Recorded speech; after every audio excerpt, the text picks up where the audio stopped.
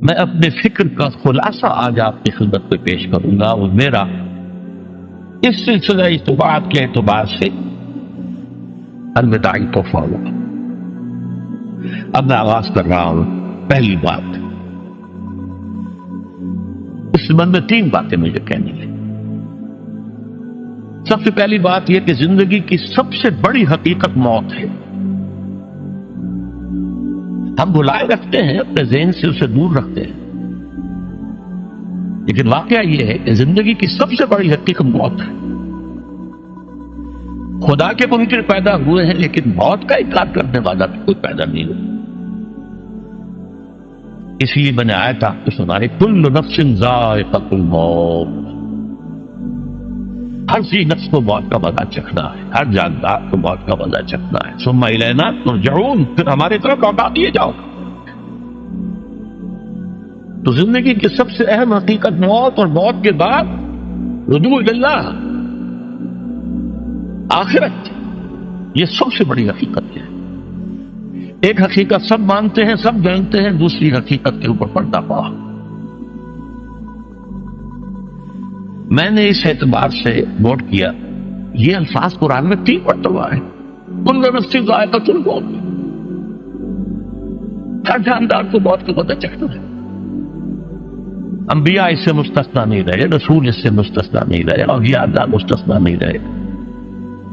وقتی طور پر استثناء حضرت عیسیٰ کا ہے کہ ابھی وہ زندہ ہے، لیکن عیسیٰ یاتی علیہ الموت، حضور نے فرمایا عیسیٰ تبھی موت آئے گی جب دوبارہ آئیں گے، زمین پہنچیں گے، پھر اس کے بعد اوپر موت وارد ہوگی، ان کی نماز جنازہ پڑھی جائے گی، انہیں دفن کیا جائے گا، وہ دودھ سے پہلو ہوئے، شادی بھی کریں گے، اولاد بھی ہوگی۔ باقی تو یہ ہے کہ کل نفس ذائقۃ الموت، سب کو موت کا مزہ چکھنا ہے۔ عیسیٰ بھی بالآخر اس سے مستثنا نہیں رہے، بلکہ قرآن میں ایک جگہ کہا گیا ہے فَإِن مِتَّ فَهُمُ الْخَالِدُونَ، کیا ہے نبی، اگر آپ کا انتقال ہو گیا تو یہ کیا ہمیشہ رہیں گے؟ کون ہے دنیا میں جو ہمیشہ رہے؟ انتقال تو ہونا، آپ کا بھی ہونا ہے۔ اِنَّكَ مَيِّتٌ وَإِنَّهُمْ لَمَيِّتُونَ،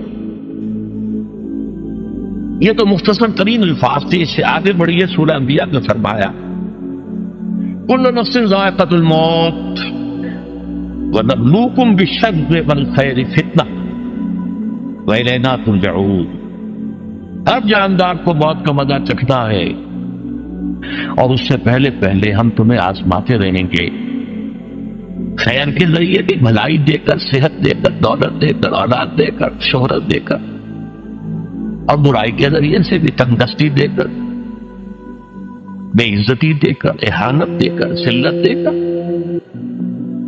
وَإِلَيْنَا تُرْجَعُونَ، اور پھر ہماری طرف لوٹائے جاؤ گے۔ یہ وہ دوسری حقیقت جو میں نے کہا کہ جس پر پردہ پڑا ہوا ہے، بہت بڑا پردہ۔ لوگ یہی سمجھتے ہیں کہ یہی دنیا کی زندگی ہے۔ قرآن کہتا ہے ان الدار الآخرۃ لہی الحیوان لو کانوا یعلمون، یہ تو آخرت پر زندگی ہے جو اصل زندگی ہے، کاش کہ انہیں معلوم ہوتا۔ اس سے بھی زیادہ تفصیل سے یہ آل عمران میں آئی ہے، کل نفس ذائقۃ الموت وانما توفون اجورکم یوم القیامہ، ہر جاندار کو موت کا مزہ چکھنا ہے، اور پھر تمہیں پورا پورا تمہارا اجر اور بدلہ دے دیا جائے گا قیامت کے دن۔ فمن زحزح عن النار وادخل الجنة فقد فاز، جو کوئی آگ سے بچا لیا گیا اور جنت میں داخل کر دیا گیا وہ تو کامیاب۔ اللہم ربنا اجعلنا منہم، اللہم ربنا اجعلنا منہم، اللہم ربنا اجعلنا منہم۔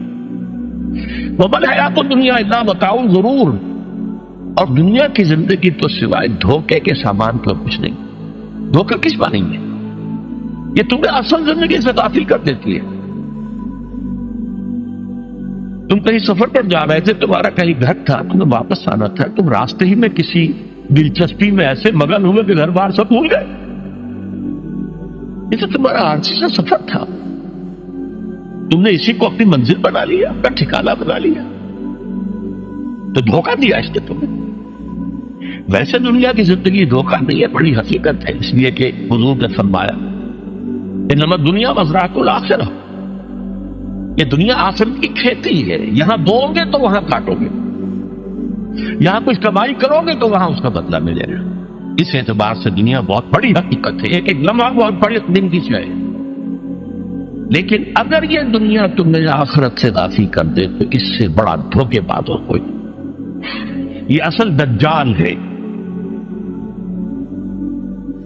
میں نے تقریباً 60 برس کی عمر کو جب میں پہنچا تھا تو موت کا انتظار شروع کر دیا تھا۔ میرے قریبی احباب کو معلوم ہے، میں کہتا رہا، یہ بھی کہتا رہا کہ بھائی میں اپنے حصے کا کام کر چکی، جتنی صلاحیت اللہ نے دی تھی، جتنی بھی میرے اندر استعداد تھی، میں اس کو بھرپور طریقے پر استعمال کروں گا۔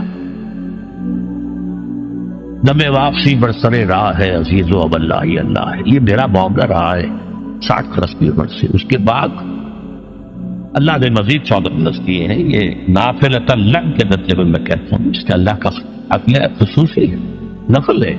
ہمیشہ کہتا رہا مصنون زندگی تو 61 برس ہے ہمارے حساب سے۔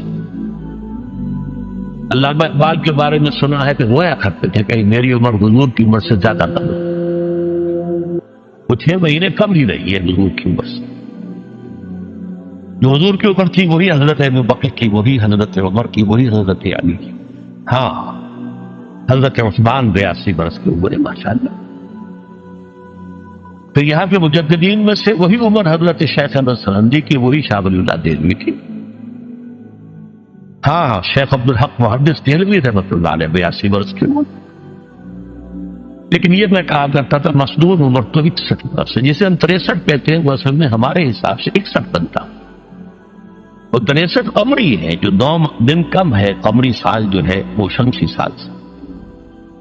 بہرحال میں اس وقت سے منتظر تھا، لیکن جو بھی وقت اللہ نے دیا ہے اللہ کا شکر ہے وہ مفید کاموں میں لگا ہے۔ ان میں خاص طور پر میں سمجھتا ہوں کہ اللہ کا مجھ پر سب سے بڑا احسان، اور مجھے پر نہیں، بہت بڑے پیمانے پر لوگوں پر بے احسان ہوا ہے، وہ میرا 1998 کا دور ہے ترجمہ قرآن ہے جو کراچی میں ہوا تھا۔ 1998 کے مارچ میں میرا بڑا آپریشن ہوا، دونوں گھٹنے تبدیل کیے گئے، لیکن 98 کے آخر میں حالانکہ میں چل نہیں سکتا تھا، کراچی میں مسجد جو ہے اونچی ہے، دوسری منزل پر ہے، تو خاص ریمپ بنایا گیا جس کے ذریعے میں ویل چیئر پر مجھے لے جایا جاتا تھا۔ میں وہ کر لیا۔ اس طرز کی گزشتہ چند سالوں سے پوری دنیا میں جو گونج ہوئی ہے اللہ کے فضل و کرم سے، اللہ کوئی حکمت خداوندی اس کے ساتھ وابستہ ہے، اس میں میرے کسی کام کو دخل نہیں ہے، میری کسی کوشش کو دخل نہیں ہے۔ میں نے تو جو درس میں دیتا آ رہا تھا 85 سے دورہ ترجمہ قرآن، البتہ یہ بات ضرور ہے کہ میں نے محسوس کیا تھا کہ 98 کے اس درس میں دورہ ترجمہ قرآن سے مجھے خصوصی انشراح حاصل۔ میری ساری گفتگو کا حاصل کیا ہے؟ دیکھیے، نظریاتی تحریکوں کا تعلق اشخاص سے نہیں ہوتا، ٹھیک ہے، کوئی اس کا داعی ہوتا ہے، کوئی اس کا مؤسس ہو جاتا ہے، کوئی اس کا آغاز کرنے والا ہوتا ہے، لیکن نظریاتی تحریک افراد سے وابستہ نہیں۔ افراد آتے چلے جاتے ہیں اپنا حصے کا کام کر کے، جس کو جتنا مقدر ہے، جس کی اللہ تعالیٰ کی طرف سے توفیق ہے، وہ اپنا کام کرے گا، چلا جائے گا۔ یہ چمن یوں ہی رہے گا اور ہزاروں جانور اپنی اپنی بولیاں سب بول کر اڑ جائیں گے۔ مبارک ہے وہ لوگ جنہیں قرآن کی بولی بولنا نصیب ہو جائے۔ بھائی حسن امین منہم، مجھے گمان ہے، اللہ کے فضل ہے کہ میں ان میں سے ہوں، میں نے قرآن کی بولی بولی ہے، اور قرآن مجید کو جیسا کہ وہ ہے ایز اٹ از،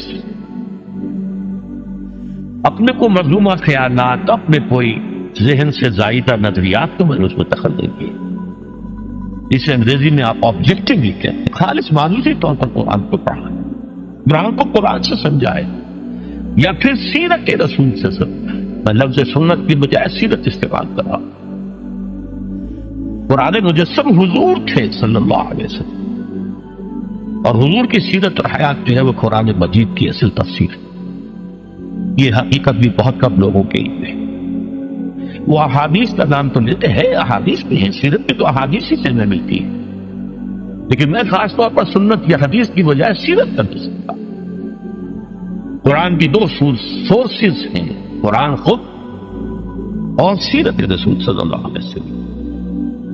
بہرحال انشاءاللہ العزیز یہ کام بڑھے گا، چلے گا، یہ میں ابھی بات میں بحث کروں.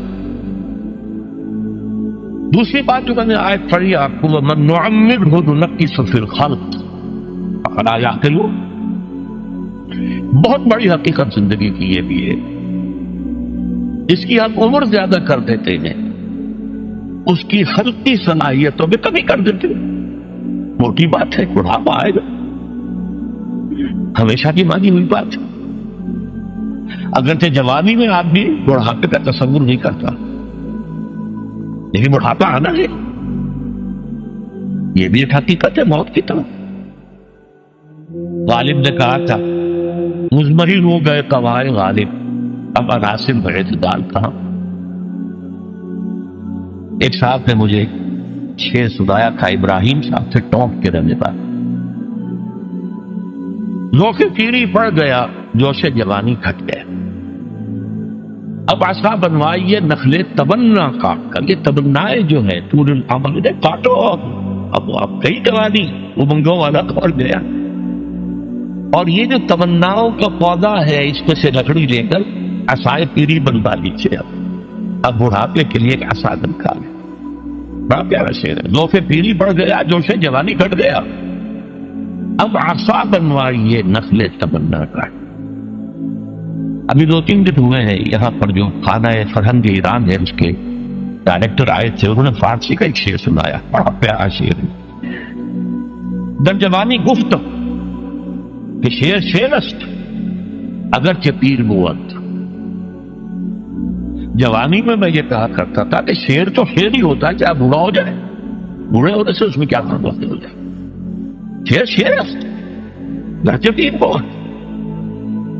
کیوں میں پیری رسیدم، جب میں خود پیری اور بڑھاپے کو پہنچ گیا، دیدم تو مجھے یہ بات نظر آئی، پیر پیر است اگرچہ شعر بود.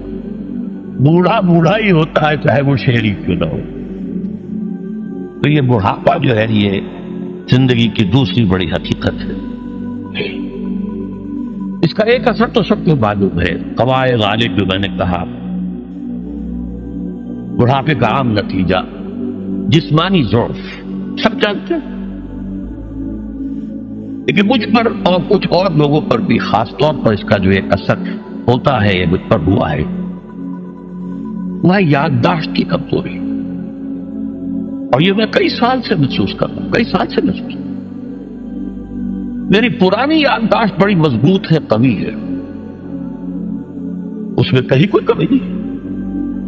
لیکن ریسنٹ پاس کی چیزیں جو ہے، پچھلے 5-6 سال کے واقعات مجھے یاد نہیں رہتے. اشخاص سے ملنا ہوں اور دیکھ کے پہچان لیتا ہوں، کئی بار ملاقات میں نام یاد نہیں آتے. تاریخیں اور اشخاص کے نام کے اعتبار سے تو خاص طور پر کئی سال سے میری جو میموری ہے وہ امپیئرڈ ہے. اور میں محسوس کرتا رہا ہوں کچھ عرصے سے کہ این تقریر کے دوران محسوس ہوتا بلیک آؤٹ ہو گیا، اور مجھے سلسلہ کلام جوڑنے کے لیے سوچنا پڑا. بعض اوقات 1000 کروڑ مرتبہ بولے ہوئے الفاظ لائے، اب چاہے کتنا ہی زور لگا لوں وہ لفظ یاد نہیں آئے گا. ہاں تھوڑی دیر کے بعد سب بہت یاد آ جائے گا. میری اس آپریشن سے چند کچھ عرصے پہلے تک جو میری تقریریں یہاں ہوئی، ان میں بہت سے لوگوں نے نوٹ کیا، میری تقاریر میں وہ روانی نہیں رہی تھی. وہ جو کراس ریفرنسز آیا کرتے تھے، اس کی بنا پر ایک مولانا عبد الکریم فاریق صاحب تھے ناگپور کے، انڈیا کے، مولانا علی میاں کے، وہ خلفاء میں سے. انہوں نے تفسیر لکھی ہے قرآن. وہ ایک مرتبہ لاہور آئے تھے تو اسے بھی ملاقات ہوئی، میرا درس میں سنا. پھر یہاں وہ ایک دینی ادارے میں گئے، وہاں میرے خلاف باتیں ہو رہی تھی. تو انہوں نے کہا بھائی اس شخص کی کیا بات کرتے ہو، اس کے سامنے تو معلوم ہوتا ہے کہ قرآن کھلا ہوا ہے، جہاں سے چاہے لے لے، پھول کھلے ہیں گلشن گلشن، لیکن اپنا اپنا دامن، کیا بات کر رہے ہیں اس کی. عبد الکریم فاریق صاحب کی وہ جو تقاصر تھا وہ صحیح تھا، کراس ریفرنسز کا آنا. القرآن یفسر بعضه بعضا، اس میں بہت کمی آ گئی۔ بہرحال اس کے علاوہ تیسری چیز ہوتی ہے بڑھاپے میں ریزسٹنس کی کمی کی وجہ سے عوارض۔ بلڈ پریشر کا میں مریض ہوں اور کوئی 25 برس سے، شوگر کا میں مریض ہوں اور کوئی 5 برس سے ہوں۔ ایک خاص برس جو مجھ پر آیا ہے آج سے 4 سال پہلے، اس کی ایک تاریخ ہے۔ یہ جو امراض دماغی کے ماہرین ہیں یہ کہتے ہیں کہ ایک مرض ہے بائی پولر ڈپریشن۔ انسان میں کبھی تو انشراح ہوتا ہے، ایکٹیویٹی ہوتی ہے، سوچتا ہے اور ایکٹیو کرنے کے لیے، گفتگو کے لیے، بھاگ دوڑ کے لیے طبیعت میں آمادی ہوتی ہے۔ کبھی وہ بجھ سا جاتا ہے، کبھی وہ حرکت کرنے کو جی نہیں چاہتا، پڑا رہے کسی کونے میں، سو جائے۔ تو یہ بائی پولر معاملہ کہلاتا ہے، یہ ویو چلتی ہے۔ اچھا یہ ہے ہر انسان میں، جسے ہم عام طور پر کہتے ہیں موڈ آف ہے بھائی میرا، مجھ سے باتیں۔ یہ موڈ کا آف ہو جانا، آن ہو جانا، یہ عام آدمی میں بھی ہوتا ہے۔ لیکن جو اللہ کے کسی فضل و کرم سے زیادہ ذہین ہو، زیادہ حساس ہو، ان میں پھر یہ جو ویو ہے یہ زیادہ اونچائی زیادہ نیچائی، زیادہ اونچائی زیادہ نیچائی، اور کس کو پھر ہم کہتے ہیں مرض بائی پولر۔ یہ ہمارا خاندانی مرض ہے۔ والد صاحب کا تھا تو تھا، بڑے بھائی اظہار احمد صاحب کو ہوا، میری بڑی ہمشیرہ کو ہوا۔ عام طور پر اس کی عمر ہوتی ہے اور ہوتی تھی، 3 تجربے مجھے ہیں، والد صاحب کو 13 برس میں نے اٹینڈ کیا ہے اس بیماری میں، سن 52 سے 65 تک جب کہ ان کا انتقال ہوا۔ یہ عام طور پر شروع ہوتا ہے 50 برس کے لگ بھگ۔ میری عمر جب 50 برس کے لگ بھگ ہوئی تو مجھے کئی مرتبہ محسوس ہوا کہ میری تقریر کے دوران سوئچ آف ہوتا ہے۔ ایک مرتبہ سن 70 میں میری یادداشت کئی گھنٹوں کے لیے بالکل ضائع، اس کا میں نے تذکرہ کیا ہوا، میری کتاب ہے حساب کم و بیش، جو کیفیت پر گزری تھی، جس کرب کے عالم میں وہ چند گھنٹے پر گزرے تھے، میں انہیں الفاظ میں بیان نہیں کر سکتا۔ آپ بھی خراب ہے، نہ ابتدا کی خبر ہے نہ انتہا معلوم، کچھ بھی نہیں۔ میں جب 50 برس کا ہوا اور یہ دو ایک مرتبہ مجھے جھٹکے لگے مسجد سبن آباد کے اندر، تو میں نے ڈاکٹر رشید چودھری صاحب سے، وہ میرے والد صاحب کے والد تھے، میں نے ان سے کہا کہ یہ ڈینجر زون میں داخل ہو گیا۔ ان کا نہیں، آپ کو یہ نہیں ہوگا، اس لیے کہ آپ اللہ کے کتاب کی خدمت کر رہے ہیں۔ تو ان کی یہ بات پارشلی ٹروتھ نکلی کہ 70 برس کی عمر میں مجھ پر یہ 20 برس اللہ تعالیٰ نے مجھے اس میں ایک بونس دے دیا۔ 70 برس میں ظہور ہوا، اس کا ایکسائٹنگ کاز بنا ہے افغانستان میں جو حادثہ ہوا طالبان کے ساتھ، اتنا صدمہ مجھے تھا، ایک دم بیٹھ گیا، ایک دم بیٹھ گیا۔ یہ چیز جو ہے ابھی کنٹینیو کر رہی ہے بائی پولر، اس کے لیے میں دوا بھی لے رہا ہوں۔ البتہ اس معاملے میں میری ایکسائٹمنٹ جو ہے زیادہ اوپر چلے جانا، یہ صرف ایک بات ہوا اللہ کے فضل و کرم سے، زیادہ جو ہے وہ اس بروڈنگ، بس غور کرتے رہنا، بیٹھے رہنا، لیٹے رہنا، وہ جس کا نقشہ حضور کے بارے میں کھینچا گیا ہے، یا ایھا المدثر یا ایھا المزمل، اے کمبل میں لپٹ کر لیٹنے والے اور اے لحاف میں لپٹ کر لیٹنے والے، قم فانذر قم اللیل الا قلیلا، وہ ایک کیفیت ہوتی ہے۔ اور سورۃ الانشراح اور سورۃ الضحیٰ کی جو تفسیر مولانا پانی پتی رحمت اللہ علیہ، ثناء اللہ پانی پتی رحمت اللہ علیہ نے لکھی ہے، اس میں اس کا ذکر بڑی تفصیل سے کہ 2 صورتیں اسی سے متعلق ہیں۔ تصوف کی اصطلاح میں اسے کہتے ہیں قبض اور بسط۔ کبھی قبض ہوتا ہے، اندر سے گویا کہ بندش لگ گئی ہے، کیوں ہو گیا کہ پتہ نہیں، کچھ کام کرنے کو جی نہیں چاہ رہا، اور کبھی بسط ہوتا ہے، طبیعت المزاج کھلا ہوا ہے، گفتگو کر کے بھی لطف آ رہا۔ یہ قبض اور بسط اسی کے لیے پھر آیا ہے الم نشرح لک صدرک، یہ انشراح، بسط جو ہے وہ انشراح۔ بہرحال ایک میرا مرض جو ہے وہ یہ ہے، اس دوران میں بہت سے دوسرے امراض نے آ کے ڈیرے ڈالے۔ کئی مہینے تک ایسی سخت کھانسی رہی مجھے کہ ہر کھانسی کے باؤنڈ کے بعد مجھے تھوڑی دیر کی بے ہوشی ہو جاتی تھی۔ ایک مرتبہ اسی طرح کے معاملے میں غسل خانے میں گرا ہوں، سنکوپی اسے کہتے۔ پھر ایک دفعہ ایٹریل فبریلیشن، دل نے مجھے آج تک کچھ نہیں کہا، بیچارے نے کچھ نہیں کہا، لیکن اسی عرصے کے دوران میں یہ ڈپریشن جو بہت زیادہ شدید تھی، ایک دفعہ دل بھی گھبرا لینا، اور اسے فبریلیشن کہتے ہیں، بجائے اس کے کہ یوں حرکت کرے شروع کر دیتے ہیں، اسے فبریلیشن کہتے ہیں۔ اس طرح میری جو بائی پولر ذہنی اور نفسیاتی اور جذباتی کیفیت کے جینز مجھے وراثت میں ملے تھے پیدائشی طور پر، ایسے ہی میری کمر کی تکلیف کے بھی بیج جو ہیں وہ 30-35 سال پہلے پڑے تھے۔ مسجد خضرہ ثمر آباد میں میرا درس ہفتے اتوار کی صبح کو ہوتا تھا، 2 گھنٹے 2.5 گھنٹے عام طور پر، کبھی کبھی 3 گھنٹے، پھر شام کو عصر کے بعد، پھر عشاء کے بعد، پھر دوران ہفتہ ہر روز شام کو مغرب کے بعد، اور جمعے کے روز خطاب جمعہ اور اس کے علاوہ درس۔ اور یہ سب کے سب میں چوکڑی مار کر یا زمین پر بیٹھ کر یا کسی چوکی پر بیٹھ کر درس دیتا تھا، کمر آگے جھکی رہتی تھی۔ ظاہر بات ہے کہ اس کے کچھ نہ کچھ جو بھی فزیکل اثرات ہیں وہ پیدا ہونے تھے۔ اس زمانے میں مجھ سے مولانا جعفر شاہ پھلواری رحمۃ اللہ علیہ اور شیخ سلطان میں جماعت اسلامی کے امیر رہے تھے، دونوں نے ایک بات کہی تھی کہ انگریزی محاورہ تو یہ ہے کہ کینڈل کو دونوں سائڈز پر برن نہ کرو، don't burn your candle both the sides, لیکن آپ کا معاملہ تو یہ ہے کہ دونوں سائڈز کے علاوہ درمیان میں سے بھی جلا رہے ہیں۔ لیکن ظاہر بات ہے کہ ایک شوق، ایک لگن، ایک دھن، ایک کام کی بنیاد ڈالنا آسان بات نہیں ہوتی۔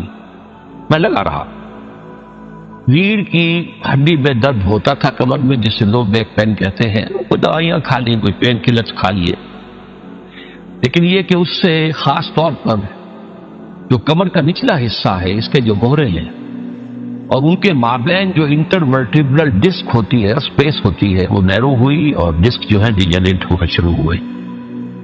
تکلیف بڑھتی چلی گئی، کام بھی چلتا گیا۔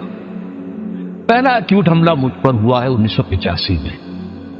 سارے اسباب تو اندر موجود تھے، لیکن ایک ایکسائٹنگ کاز، فوری سبب یہ بن گیا کہ شکاگو سے لاہور تک کا سفر میں نے کیا اور اس میں 30 گھنٹے مجھے مسلسل بیٹھنا پڑا۔ شکاگو سے لندن، لندن ہیتھرو ایئرپورٹ پر 6-7 گھنٹے انتظار، پھر وہاں سے اسلام آباد، اسلام آباد میں انتظار، لاہور کی فلائٹ۔ اس سے یہ ہے کہ اس قدر شدید تکلیف ہوئی کہ رکوع میں جانا مشکل، رکوع سے اٹھنا اس سے بھی زیادہ مشکل، جھکنا جو ہے، چلنا بہت مشکل۔ 12 ادویات وغیرہ کھانی اور اس کے ذریعے سے اس میں کورٹیسون کا استعمال بھی کرتا رہا اور کام چلتا رہا۔ اچانک میں گیا کراچی کے دورے پر، تو وہاں جو شکل پھر پیدا ہوئی تھی 1985 میں، 4-5 دن جس حالت میں گزرے ہیں، میں اس کا اب بھی تصور کرتا ہوں تو کانپ جاتا ہوں۔ شدید تکلیف، کسی کا چین نہیں۔ اس کا معاملہ خاص طور پر دوہرا اس لیے ہو گیا تھا، میں وہاں مہمان تھا سید سراج الحق صاحب کا، محترم کا۔ اب ظاہر بات ہے میری وجہ سے انہیں جسمانی تکلیف بھی ہو رہی تھی، جس میں مشقت ہو رہی تھی، کوفت ہو رہی تھی۔ بہرحال وہاں سے مجھے لاہور پھر لایا گیا ہے ایک اسٹریچر پر، یہ آئیے کہ 3 سیٹوں کے اوپر اسٹریچر لگا، اس پر میں آیا۔ یہاں آ کر کچھ انویسٹیگیشن کی، کچھ کورٹیسون انجیکشن لگے، تو اس طریقے سے وہ بات کچھ دب گئی۔ مشورہ کیا ڈاکٹر بشیر صاحب جو سرجن ہوتے تھے، انہوں نے کہا آپریشن آپ نے کرنا ہے، اگرچہ معاملہ تو خراب ہے اور یہ 3 موروں کے درمیان جو ہے معاملہ وہ کافی تشویشناک ہے، آپریشن میں کرائے، ادویات وغیرہ سے، کچھ ایکسرسائز سے کام چلا ہے۔ اس وقت تک ابھی MRI ایجاد نہیں ہوا تھا، CT اسکین ہوتا تھا، وہ کروایا تو معلوم ہوا کہ نمبر 4 اور 5 اور S1 یہ 3 موریں جو ہیں ان کے درمیان کی ڈسک جو ہے وہ تقریباً ڈیجنریٹ ہو چکی ہے۔ بہرحال اس کے بعد بھی اللہ کا فضل ہوا، کام چلتا رہا۔ سن 91 سے مجھے گھٹنوں کی درد کی تکلیف شروع ہوئی تو میں نے پین کلر زیادہ اسٹرانگ کھانے شروع کیے، اس سے یہ درد بھی دب گیا، معلوم ہوا ہے ہی نہیں، کمر میں کچھ ہے ہی نہیں۔ لیکن آج سے کوئی 3-4 سال پہلے میں نے جب آپریشن تو کرایا تھا تقریباً 7 سال پہلے 1998 میں، تو اس کے بعد سے میں نے وہ پین کلرز ختم کر دیے، اس لیے کہ گردے پر اور معدے پر کا برا اثر ہو رہا تھا۔ لیکن یہ کہ اس کے بعد آج سے 3-4 سال پہلے مجھے تکلیف بڑھنی شروع ہوئی، کھڑے ہونا مشکل ہو گیا، چلنا مشکل ہو گیا، کھڑے ہو کے تقریر کرنا موقوف ہو گیا۔ عام طور پر چلنا ہوتا تھا تو ویل چیئر کے اوپر، یہ بات آنکھیں تک بڑھی رہی۔ سن 5 کے آغاز میں تکلیف جو ہے یہ زیادہ بڑھی، تو پھر MRI کرایا گیا، اس سے معلوم ہوا کہ اب 3 نہیں 4 مورے انوالوڈ ہیں، L3 L4 L5 S1، اور صورتحال بہت تشویشناک ہے، آپریشن جو ہے وہ لازمی ہے۔ لیکن کچھ خوف تھا آپریشن کا، کچھ لوگ بھی ڈراتے تھے، ٹال بٹول سے میں کام دیتا رہا، وہی دوائیں وغیرہ، پھر کچھ جدید قسم کے ٹونے ٹوٹکے بھی ٹرائی کیے، کچھ ہومیوپیتھی بھی ٹرائی کی، لیکن یہ کہ درد بڑھتا چلا گیا، مرض بڑھتا گیا جو دوا کی۔ اچانک یہ آج سے 4 مہینے پہلے حادثہ ہو گیا، بہت شدید درد کی کیفیت تھی، اور 3-4 روز سے میرا مسجد میں آنا بھی موقوف تھا، اور میں وضو بھی نہیں کر سکتا تھا، بلکہ تیمم ہی سے نماز بستر پر پڑھ رہا تھا۔ لیکن ہوائی ضروریات کے لیے گیا میں باتھ روم، وہاں میں کھڑا ہی تھا ابھی کہ میرا بایاں گھٹنا ایک دم بیٹھ گیا، بینڈ ہو گیا، اور میں گر گیا پیچھے۔ اس کا مطلب کیا ہوا کہ یا تو کوئی جو ہے وہ پیرالائسس ہو گیا ہے، یا کوئی اور اس قسم کا حادثہ ہو گیا ہے۔ تو اب یہ ایمرجنسی کی پوزیشن بن گئی، اور جو آپریشن ہے وہ فوری طور پر لازمی ہو گیا۔ یہ آپریشن ہے میرا جو 19 نومبر کو سرجی میڈ ہاسپٹل میں ہوا، اور ڈاکٹر عامر عزیز صاحب نے کیا۔ ان کا تھوڑا سا تعارف یہ ہے کہ یہ میرے بیٹے ڈاکٹر عارف رشید کے کلاس فیلو ہیں، اس اعتبار سے میرا ادب اور احترام ویسے ہی کرتے ہیں جیسے اپنے والد کا۔ پھر یہ کہ وہ بہت ہی نیک اور دیندار آدمی ہے، بہت اچھی داڑھی ان کے چہرے پر ہے، وہ چہرہ مزین ہے۔ اس کے علاوہ یہ کہ وہ 1 ایئر کورس ہمارے ہاں سے قرآن اکیڈمی سے کر چکے ہیں۔ افغان جہاد وغیرہ میں ان کا بڑا ایکٹیو رول رہا، 3-4 مہینے FBI کے انڈر انٹروگیشن رہے، یہ سب کو معلوم ہے۔ بہرحال انہوں نے آپریشن کیا 19 تاریخ کو نومبر کی، اور الحمدللہ کہ آپریشن ہر اعتبار سے کامیاب رہا۔ میں یہاں علی رؤوس الاشہار شکریہ ادا کرنا چاہتا ہوں ڈاکٹر عامر عزیز کا۔ انہوں نے کوئی اپنی آپریشن فیس تو درکنار، ہاسپٹل کے سارے چارجز بھی اپنی جیب سے ادا کیے، ایک پیسہ مجھے خرچ نہیں کرنے دیا میرے کہنے کے باوجود، اصرار کے باوجود۔